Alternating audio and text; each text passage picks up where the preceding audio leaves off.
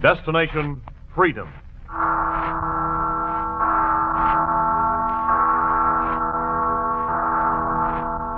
Listen, it's the Freedom Bell.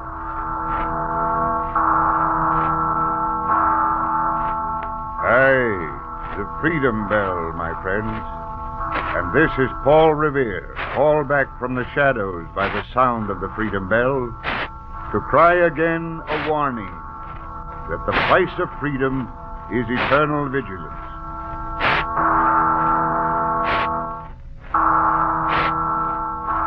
Destination Freedom is presented by station WMAQ in the interest of human freedom the world over.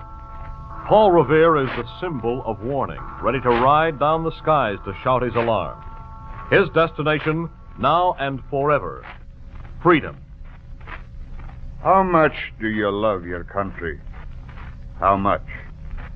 How high a price would you be willing to pay for the freedom which you now enjoy? Would you be willing to pay the price that Nathan Hale did for freedom? Not for himself, but for the countless millions who were to come after him? I'll let you be the judge. It was in September of 1776 that Nathan Hale, then a captain in the American Army, was writing a letter to his sweetheart, Alice Addis. Alice, my darling, when I left you just 5 short days ago, I had hoped to be with you again by now and explain to you in person all the things I couldn't tell you that night we parted. Remember how you kept asking me where I was going and when I was going to return? But, Nathan, where are you going? Is your regiment leaving New York? Hush, my sweet. Military secret. Oh, Nathan, I didn't mean... I'm sure you didn't mean anything. Is it all right if I ask you how long you'll be gone? Regular little question box, aren't you? You'll hardly miss me before I return. Mere 5 days or so. Oh, Nathan, I'm glad. But I wish you weren't going. Why, darling, a fine officer's sweetheart you are. After all the brave farewells you've bid me this past year or two. I know, but I can't explain. Somehow this time I've the strangest feeling. Just more nerves, sweet. Now, quick, let me see you smile. There, that's more like you. And mind you, no making eyes at Cousin Sam while I'm away. Nathan, how can you say such a thing? Besides, you know I've never fancied his looks, that saber scar across his cheek. Oh, fine, Nathan, you're ribbing me, and I'm being so serious. Too serious, dearest. Nathan, there is one thing about your cousin Sam. What about him? Haven't heard from good old Sam since I joined the Army. It's nothing to joke about, Nathan. It's been rumored that he has Tory connections, and he's often away on secret business for the British. Oh, I can hardly believe that. It's true, Nathan. Now, enough about idle gossip. Time is fleeting. Let's talk about us. Oh, darling, promise me you'll be careful. Nathan, I wish I knew where you were going. I wish I knew. I wished I could have told you my destination, Alice, but I couldn't. Now I can merely write the words I could not say. It's too late for me to see the light of understanding flash across your face as I give you the answers, not only to your questions, but to the eternal question in the minds of all mankind. What is the purpose of being? That question, too, can I answer now? I've found the purpose for which I was born, and I'm happy. I was beginning to see the answer when, as an undergraduate at Yale, home for my Christmas vacation, Cousin Sam came to pay me a visit. Why, Sam, glad to see you. How's everything at Harvard? Hello, Nathan. Just thought I'd stop by to see if Yale had given you the proper finish. Same old Sam. Sit down, man. Let me look at you. Yes, same old Sam, but I do believe with an added look of Harvard dignity. Yes, perhaps. Sam, there's no one like you. I can just picture you 10 years from now. Serious, dignified. 10 years from now, aye. Even 5 years. All men in the colonies will have learned dignity. The dignity of law and order and a proper allegiance to their king. What do you mean by that? I mean that all the scatterbrained people in America today who are openly defying the crown complaining loudly of taxes and all acts of British Parliament, and otherwise obstructing the efforts of the Crown to rule them properly, with foolish talk of freedom and independence, will have to be taught to respect their mother country. Look at it this way, Sam. These people whom you call scatterbrained are merely asking for their rights. It's not the taxes they complain of, but the taxing without proper representation. It is not that they do not respect England, but that they feel they should not longer be a part of her. We are a nation ourselves, Sam, and as such we have incontestable right to our own government, our own land, our own liberty. Toward this end we should work. You laughed when I told you about it, Alice. Somehow that night the desire was born in me to pit my strength against the foes of liberty. I found that many espoused the cause of freedom. So many that they became strong enough to fight for it. I was one who urged them to take up arms. Attention, please. Fellow townspeople, I should like to introduce a young man who has some important words to say to you. One of our own boys, our local schoolmaster, Nathan Hales. We have just heard wonderful and startling news. The fight for freedom has just begun at Lexington and Concord. The great struggle for American independence has commenced. We have called this meeting to see what can be done about forming a company of volunteers here at New London. I plead with you to take patriotic action at once. I say let us take up arms immediately and never lay them down until we have obtained our independence. Let us fight until our freedom is won. It was the next morning that I enlisted in the Army. There's so much I've never told you about this past year, Alice. I don't mean the fighting. I mean the glorious moments when I could perform some extra service for my country. Like the time I captured the British supply vessel and heard the sweet sound of cheering from the throats of cold, hungry American soldiers as I neared the New York shores.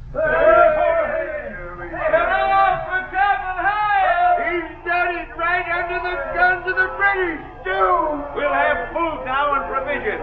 God bless him. Things like that I wanted to tell you. But I must hasten with this letter, Alice, my dearest. Time is passing. Do you begin to see how I was ever moving forward toward the one great purpose of my life? At first, just small, unimportant steps, but always for one single cause. Cause of freedom. My biggest step along the way was my chance to go on the mission that I couldn't tell you about that night we parted. Because of my capture of the supply sloop, I was one of the officers chosen to attend a meeting in Colonel Knowlton's headquarters in New York. Men, I'll come straight to the point. All of you present at this meeting are officers of the American Army who've performed some outstanding service for your country. I've called you together to issue an invitation from our Chief, General Washington. An invitation for one man among you to serve the cause of freedom supremely. Well, what do you mean, sir? As you know, since our retreat from Long Island, our army here in New York is in a perilous position. The enemy may attack any moment. As you see from this map, our men are scattered in small companies for only about a dozen miles along Manhattan Island. The British lie in compact detachments along the entire opposite shore of New York Bay and the East River. General Washington feels that the fate of the entire war depends on our obtaining information as to the enemy's next move. Where will they strike? You've a comment, Captain Reed? Yes, Colonel Knowlton. It seems to me their plans would be to land forces at Bloomingdale. They're as likely to land on the shores of the East and Harlem rivers and cut off all our communications. Lieutenant Wells? I think they'll land about there, above the city. Conjectures, gentlemen, all conjectures. The fact is that we don't know, and it's vital that we find out. What about our scouts? Surely they found out something. Only that the British are well equipped with artillery and munitions. Our scouts have been unable to pierce the British lines. Well, then, how can we possibly find out this information? There is only one way. Send a man in disguise into the enemy's camp. What? General Washington has commissioned me to find a man who will volunteer for this valuable service. You mean become a spy, sir? Surely, you men understand how important this is. You know the present weak condition of our army. We could not stand a surprise attack. We must be prepared for it. Who among you will undertake this mission? Captain Black? Captain Adams? Captain Reed? There's not a man among us who would not gladly fight for freedom in the very mouth of the cannon, sir. But this is different. You're asking one of us to become a spy, the most scorned creature on the face of the earth. Gentlemen, after bravely fighting for so long, are we to lose the freedom for which we fought for want of just one man unselfish enough to volunteer for this service? Lieutenant Wells. Colonel Knowlton, I would give my life for my country and the cause of freedom, but not my honor. But think, men, think. This is no fool's task. It will take a man skilled in military and scientific knowledge, a good draftsman, possessed of a quick eye, a cool head, and unflinching courage, one in whose judgment and fidelity the entire American nation must have confidence. Captain Fitch. I'd rather face death 1,000,000 times in honest fighting than risk my neck even once in a manner so despicable. Captain Hale, you're the last man to be approached. So far, you've said nothing. Will you undertake this? I will go.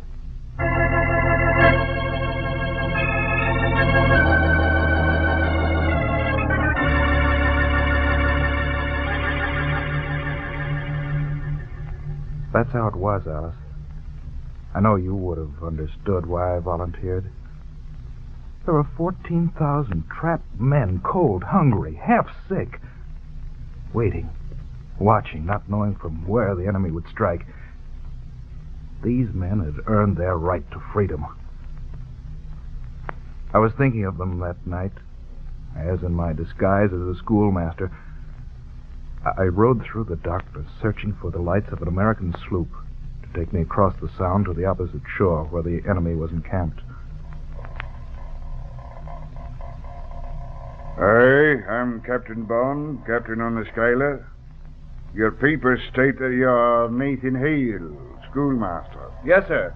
Here is a special order signed by General Washington, authorizing my passage across to Long Island. Let me see.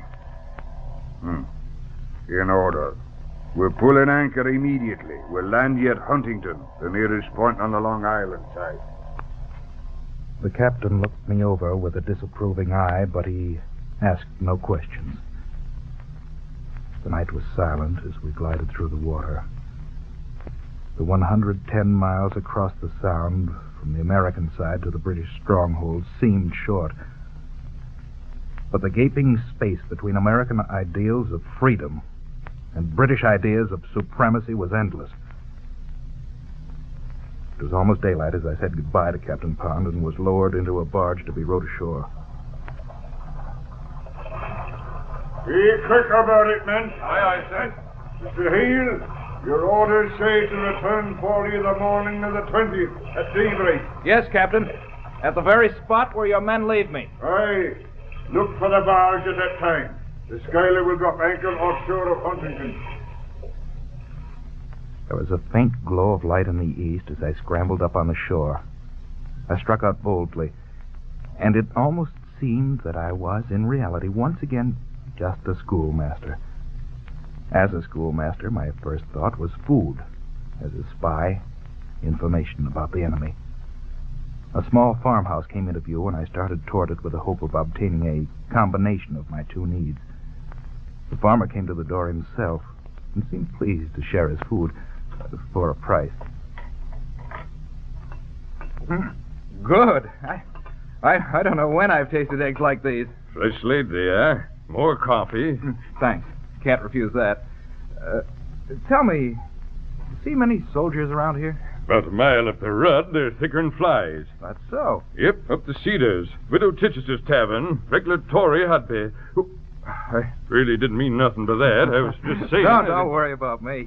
I'm just a school teacher without a post. I've no time to take sides. Oh, Well, you know, man can be too careful these days. For a minute I was afeard. All you need fear for me is that I'm not back here too often eating up all your tasty victuals.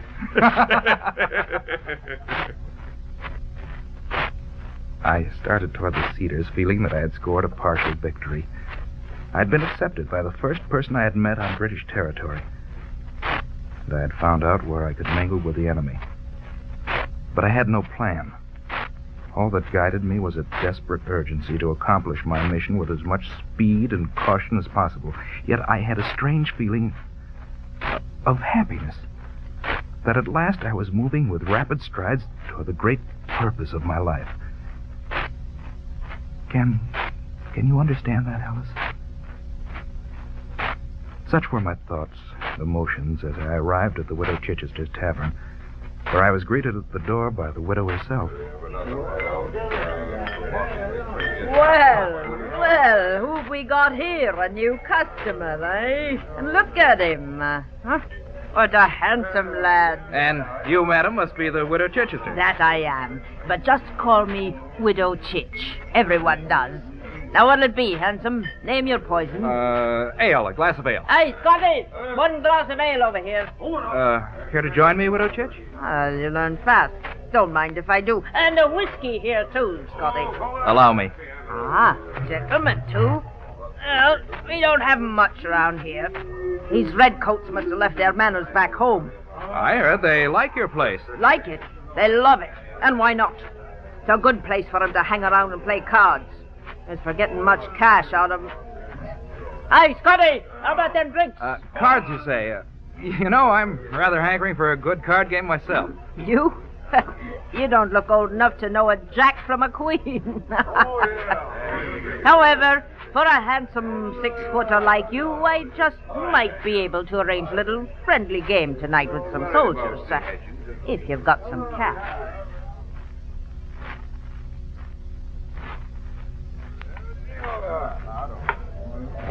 Your dear fellow. What you say your name was? Just call me Nate. What a hand. Look at him. Are we going to let a school teacher show us up like this? The night is yet young. His luck may change. Yes, my luck might change at any moment. A plan began to form in my mind. If it worked, there was a bare chance that it would get me into the British camp at Huntington. Another drink. I need another drink. My losses always look smaller with a drink under my belt. It's Scotty! There's that fella. I'll get you a drink. Scotty seems to be busy.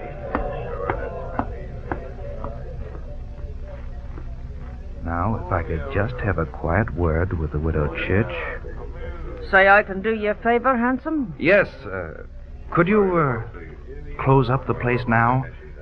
If I stop playing while my luck is good, half my winnings are yours. I get the idea. For you, handsome, and a handful of notes, I'd chase the king himself out into the night. What a foul woman, that Widow Chich, chasing us out at this hour. Yes, and I know my luck would have changed if we could have just played a little longer. Oh, Nate here won all me money. Sorry, fellas. I'm leaving Huntington in the morning, too. Heard of a teaching post in Suffolk County.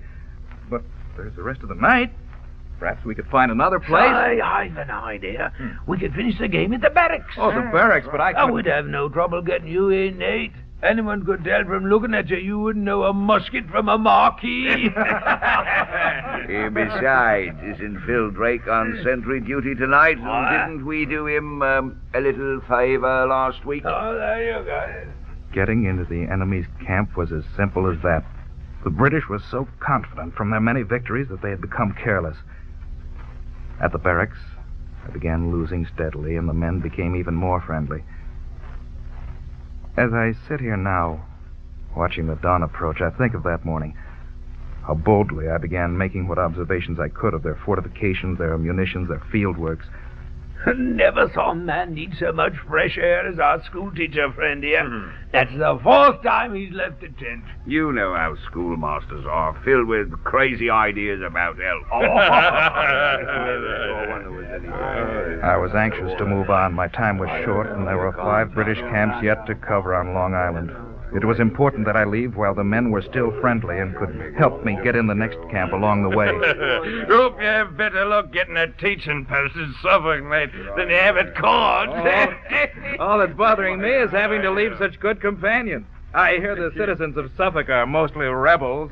Sure. My good friend Sergeant Robert Mitchell is quartered there, Nate. A great chap. You just look him up and tell him I sent you. Oh, I'd rather hesitate. Camp regulations there and all. Perhaps if you gave me a note to him. Of course. Hand me the pen. Oh, good old Mitchell. You two will take to one another, I know. So it was that I went on. From camp to camp, from Red Hook to Flushing Bay, watching the enemy squads as they fortified their field works, noting their entrenchments, their batteries, their munition stores. I tell you all these little things, my Alice, because I want to feel that you've been there with me, step by step. Then suddenly it happened. My luck at this game of spying began to change, even as had my luck at cards. It was at Flushing Bay that I made my first mistake. I was sitting in the Red Horse Inn with 3 British soldiers with whom I had acquainted. All right, schoolteacher, pay us. Yes, you're the loser. I reached into the pocket of my jacket and pulled out some money, knocking my arm against the table as I did so. Look out, you're dropping it. Here, I'll help you pick it up. Too late, I saw that one of my precious notations on enemy movements was lying on the floor with the scattered pound notes. Here, I guess this is all. Oh, no. Oh, wait. What's this slip of paper? Yours too, Nate? I held my breath while he turned it over. What sort of writing is that on it? Oh, I believe I never had too much schooling, but it looks like Latin. Oh, it is Latin. Must be one of my school notations. Latin? Well, I'll be jiggered. Here it is, Nate. These foreign languages are too much for me. For me, too. My luck had held after all.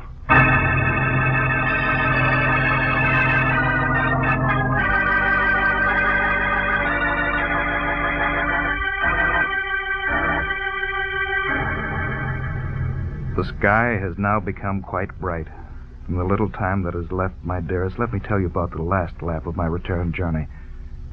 It was on the 19th of September, just 4 days after leaving American territory, that I trudged happily toward the Widow Chichester's tavern, hardly feeling the blisters on my feet, where all my enemy notations and drawings were hidden between the soles of my shoes. Widow Chich herself again greeted me at the door of the tavern. Well, la, will you look who's here? Handsome and dull. Where have you been this past week? Oh, visiting around, trying to find a teaching situation. Ah, and you didn't find one, I can tell by your face. Too bad. But I could have told you no one round these parts wants book learning. Say, I thought you'd be a professional gambler by this time. Here you play a pretty smart game and that you're a good loser, too. Oh, boy, you look all in. A drink's what you need. Come on over to this back table, sit down and rest.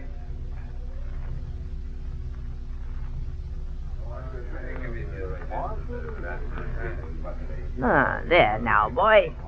Feeling better? Oh, just hearing you talk boosts my morale. Say, I like that school teaching talk of yours. You're beat out, boy. Tell you what, I got a nice room upstairs where you can stay for the night. Hey, who's that fellow over there? He's been staring at you.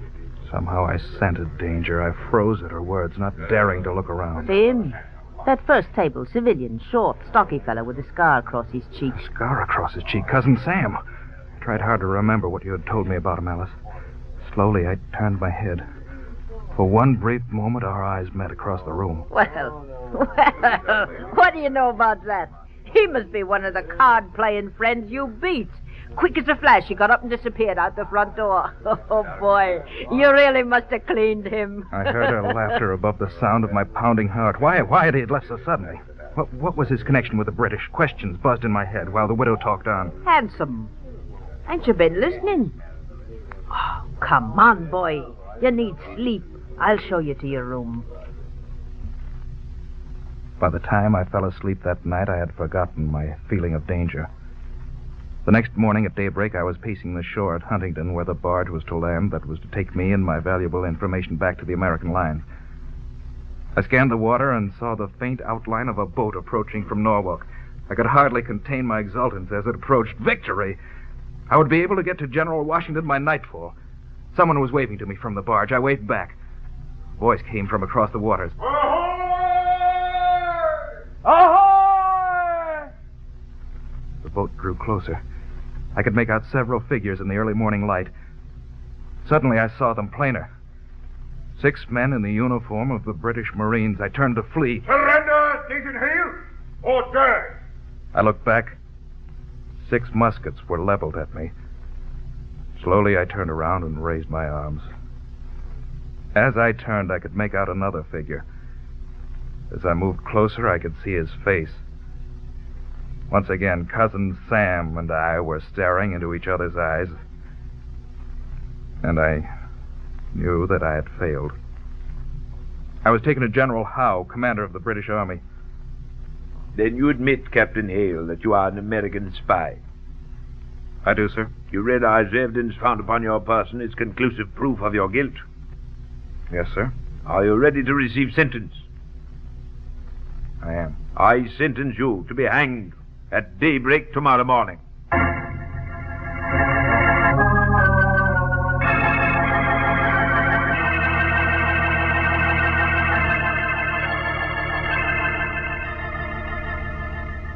So you see, Alice, my darling, why I must end this letter now that it is daybreak.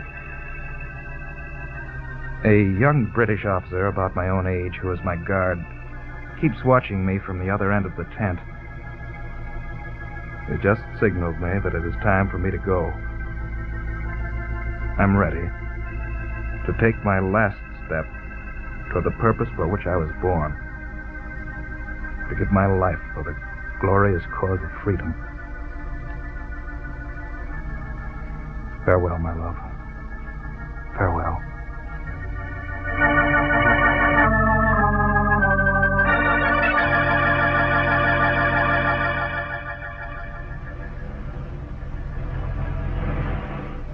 Place the prisoner under the gallows beam. Turn him toward me. Ready? Now, before he ascends the ladder, give me the letter that he's been permitted to write. Well, come on, Captain Wise, the letter. Here it is, sir. I shall now read it. A love letter. Alice, my darling. The story of your whole spying episode, eh?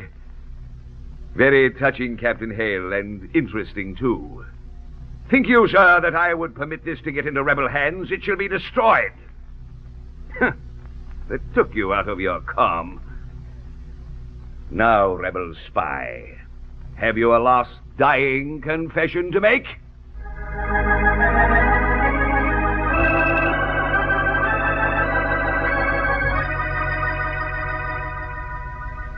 I've only this to say. I regret that I have but one life to lose for my country.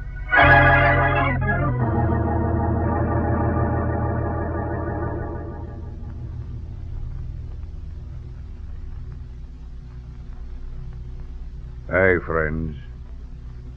Freedom, perhaps, is just a word to you. But Nathan Hale gave his life for it. And do not hold lightly that for which men like him have given their lives. Treasure it. Guard it carefully, so that they may not have died in vain.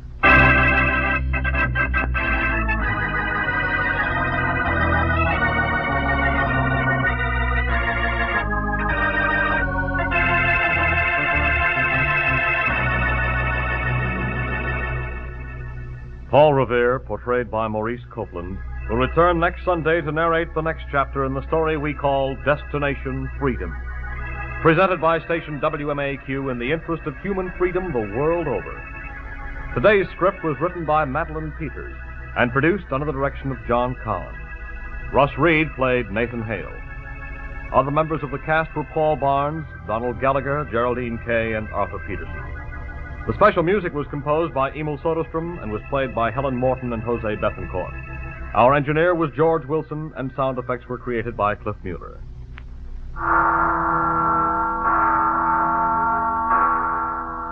And now this is Charles Mountain reminding you the sound of the Freedom Bell is your invitation to follow Paul Revere along the road to destination freedom. This is NBC, the national broadcasting company.